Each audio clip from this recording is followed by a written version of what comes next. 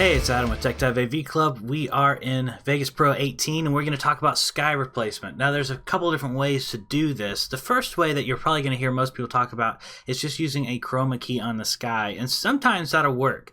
Let me demonstrate that really fast before we do the main method we're going to use. So first off, you go to your video effects, you type in Chroma Key, and then you can drop the default on there and then uncheck it. You can select the sky color and then recheck it, and you can see mostly here it's starting to work. We can see this aurora sky. See if I have this soloed behind it, you can see this aurora sky I have, just to put something intense and different in the background. I know it's daytime and it doesn't match, but that's gonna work for us. I can fix that part later. But see how bright the blue is? It really kind of bleeds through everything. We can tighten that up by lowering and by squeezing the threshold out a little bit, and that works for the most part. There's still a few problems though. It makes a nice clean cut in a lot of places, but it doesn't make a nice clean cut around the leaves, because the leaves are kind of blurring and motion blurring with blue around it, so the edge of their pixels don't share the exact same color. So when you tighten up the blue, you also add the leaf color back in. You can blur that, see it even worse there. But it also keeps you from using any blue in the rest of the shot unless you do a mask. And if you're doing a mask, well, then you might as well just mask out, just cut a little hole manually yourself on every single frame. So that's not what we want to do for this picture. I just wanted you to see that that is a way that sometimes that is the best way. It works very well for your purposes and you're done. For us though, we're going to do a more complicated one, a luminous mask. So let's type in mask generator, and here we go. Let's drop in a luminous mask. Now with the luminous mask, it's actually going to either mask out the dark areas or the bright areas, and we have to tell it what. Now we can very quickly, if you look right here, we can mask out just the dark areas if we invert it, and you can see right here that we've done a pretty good job of masking out the sky already. But we need to cut the scenery back in later, so I'd actually prefer that the sky be white and everything else be dark, because that'll work better with how we're going to add the scenery back in. So we're going to mute the aurora track for now because it's going to be confusing to us, and we're going to try to get these low areas completely blacked out and get the sky completely white.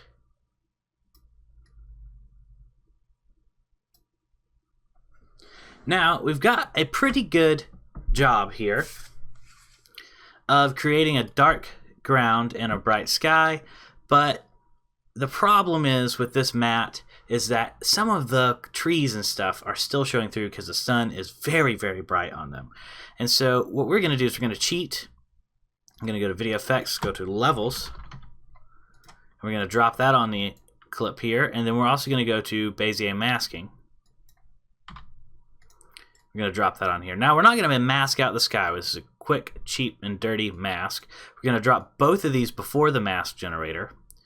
We're going to turn the mask generator off just for a second, just so you can see what we're doing. Go to Bezier masking, general options, and then hit mask effect, and it'll mask the effect before it, which is levels.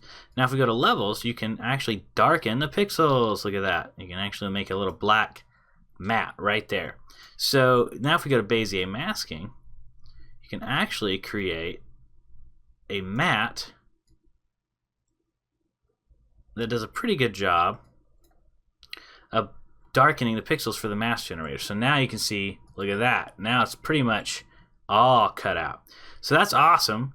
So what we're going to do is just make sure that this quick and dirty little mask doesn't pop over the skyline, and it does right there at the get-go. So if we can get this a little lower, all right. Now the mask does a pretty good job of blocking everything out, except it still has a little bit of that tree line right there. How frustrating. What we could do is motion track, blah, blah, blah. We're not going to do that. We're just going to add a second mask. So go to mask here. We're going to go back to the beginning of the clip. We're going to uncheck the first mask here just for a moment so we can see the second mask. We're going to use the second mask. Let's make it so we have less ridge to fight against. Let's make this second mask an oval. You can't see it, but it's an oval.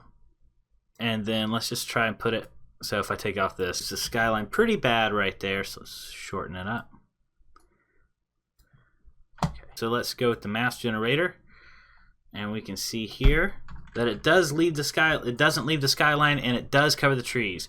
So we're almost done. You can see a couple little pixel holes still. That, for our purposes, won't be an issue, especially because some of the things I'm going to finalize with the shot.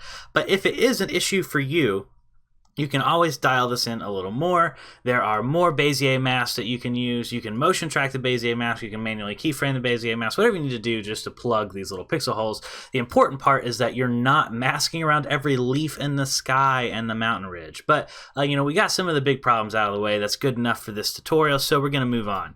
So now, the next thing we're going to do is we're going to actually put the sky in. Now, the problem is you can see it's currently cutting through to the aurora, and the aurora is the landscape. But we don't want that. We want the landscape to be the landscape and the aurora to be the sky. So here's what we're going to do. We're going to hit Control-Shift-Q and make another track. We're going to drop this below the top track here, and we're going to hit the hamburger menu and hit Make Compositing Child. And then we're going to select this clip right here we've been working with, hit Control, and drag it down below it, immediately below it. That'll make a copy, and then go to its effect chain and just delete all the effects on it. Now we've got a nice, pretty picture. But even if we unmute the aurora, you cannot see it. That's okay, but the sky is white though, and that's what's important, is there is a white source sky on the compositing track, which is exactly what we want. So now we're going to go to compositing mode. We're going to go to cut. And boom, look at that. We just cut out the sky.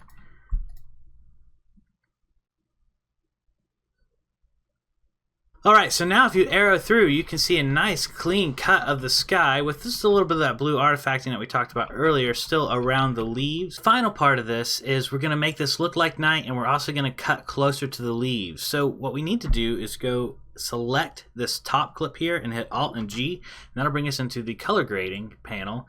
And then we also need to hit the effects chain here and move color grading to before the mask generator and Bezier masking. So it was Bezier masking was affecting our color grading. We need color grading to be after Bezier masking and before the mask generator for this top one, because this is what's generating our mask. We can actually tweak the brightness values to where we can kind of up the brightness right up next to the leaves a little bit more and pull the contrast back in with this S-curve here. Alright, so with that S-curve there where we've kind of tucked up the high brightnesses to crunch them together a little bit, it has created a little bit better mask. There's a little bit more pixel holes right there at the top of the mountain. Again, that's not going to be a problem with this particular image, but that is something to keep a watch out if that is something going to bother your final product. But we are just a little bit closer to the leaves there, and then the rest of it we can remove by color grading. So then we can arrow down and select the track underneath it, the baby track, and now we're dealing with the brightness values and everything of the track below, the track that's actually punching through. And we want to make it look like a night shot, so we're going to darken it a little bit. We're going to up the contrast, and you can see that it's doing a better job of removing some of the blue from the leaves there. We're going to offset it all just a little bit towards blue. Make sure you're holding control to move slow.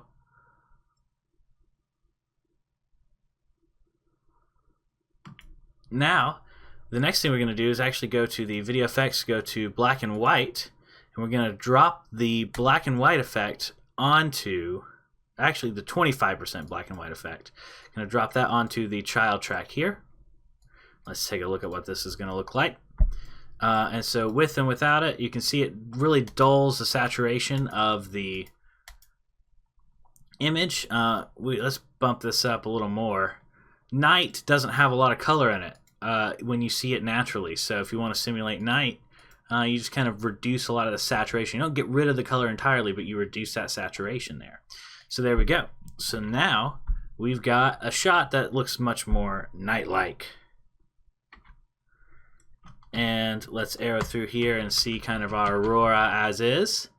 And you're thinking, but that's still not quite right, because I feel like some light, if aurora was doing that, there'd be a light dancing across the mountain too. It'd be shining through it. So how do we get an aurora to shine over everything else? Well, we're going to do another composite layer, and this one's a little simpler. So Control S to save is a great time to save. And then I'm going to create a copy of this aurora by hitting Control again, and now I have one of the same exact length, and then Control Shift and Q to create a new track, and then drag the copy on top. Now, what I'm going to do is I'm going to hit the composite mode and go to the add composite mode, because I want to add that light in. I want to get the black gone, and I want to add that light in over top of everything. And then I'm going to go to your event pane crop, and I want to flip vertical, because I want that to be like a reflection down on everything. And then I'm going to lower the opacity, because I want it to just barely show up. I just want everything to barely glint across the hillside here. So maybe around 10%.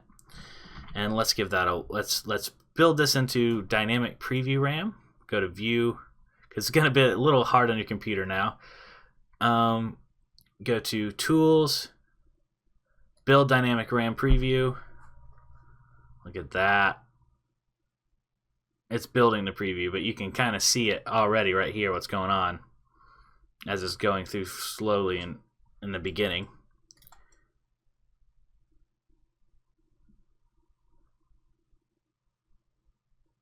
So I love that, because you can see the light not only dance across the mountains and behind the leaves, but you can also see a glint in the sky. See how it kind of, that reflection dances across the screen here. I was pointing with my hand, dang it. It glints across the screen here to match a mirror. So, thank you so much for watching. Like if this video helped you out. Subscribe if you're looking for more. Let me know if this is the kind of tutorials you want. If you want more fancy, crazy tutorials like this, I'll see what I can do for you.